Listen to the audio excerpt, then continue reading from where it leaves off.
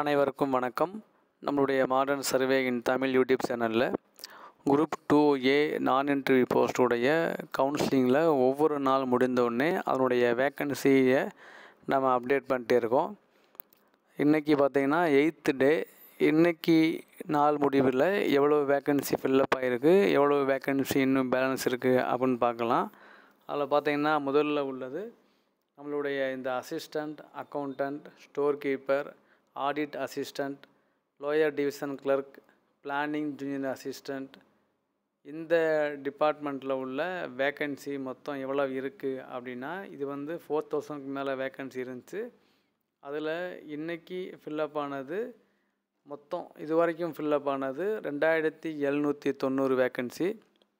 அதில் பேலன்ஸ் உள்ளது 1896 வேக்கன்சி இன்னும் இருக்குது. அடுத்து நாம் பார்க்கக்கூடியது செக்ரட்டரியேட், அதுலேயும் டிஎன்பிஎஸ்லேயும் உள்ள அசிஸ்டன்ட் செக்ஷன் ஆஃபீஸர் இந்த போஸ்ட்டு. இதில் பார்த்திங்கன்னா 21 வேக்கண்ட்டில் 20 வேக்கண்ட் ஃபில்லப் ஆகிடுச்சு. ஒரே ஒரு வேக்கண்ட் மட்டும் இன்னும் ஃபில்லப் ஆகாமல் இருக்குது. அடுத்து பார்த்திங்கன்னா நம்மளுடைய லா அந்த டிபார்ட்மெண்ட்டில் அசிஸ்டன்ட் செக்ஷன் ஆஃபீஸர் அதில் பார்த்திங்க அப்படின்னா 16 வேக்கண்ட்டில் 6 ஃபில்லப் ஆகிடுச்சு. இன்னும் 10 வேக்கண்ட்டாக இருக்குது.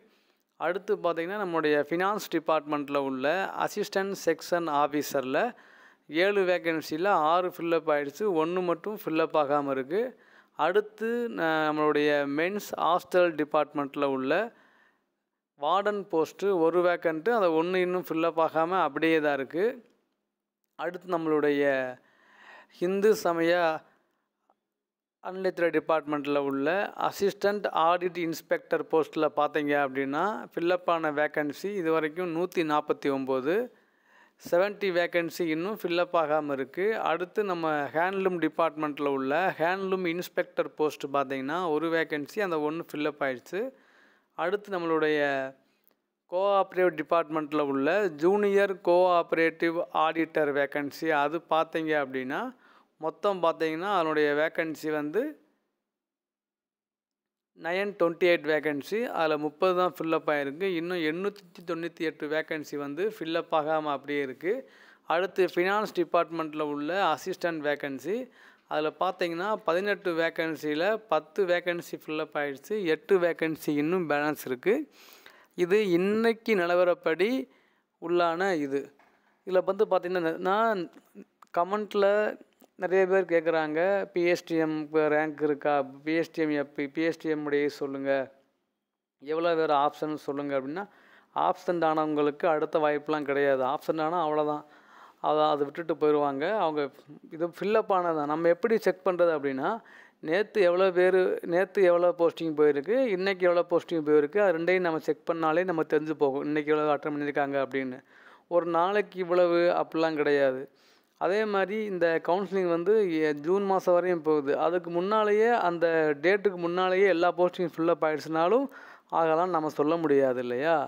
அவங்க கூப்பிட்றது ஒரு போஸ்ட் இருக்குன்னா அது 1:3 1:4 அவங்க எல்லாருக்குமே இன்ஃபார்ம் பண்ணியிருப்பாங்க. ஆனால் அதுக்கு முதலே முடிஞ்சிச்சுன்னா நமக்கே இந்த லிஸ்ட்டு ஏன் போடுறாங்க அப்படின்னா இது நம்ம தெரிஞ்சிடும், நமக்கு கிடைக்குமா கிடைக்காதா, நமக்கு வருமா வராதான்னு தெரியக்கூடிய லிஸ்ட்டு தான். அதான் நம்ம அப்டேட் பண்ணுறோம். அதனால் இந்த ஆப்சண்ட் ஆகிறவங்க நம்மளுடைய கம்யூனிவல் ரேங்க் கிடைக்குமாங்கிறத நம்ம ஒரு யூகிச்சு சொல்லலாம்.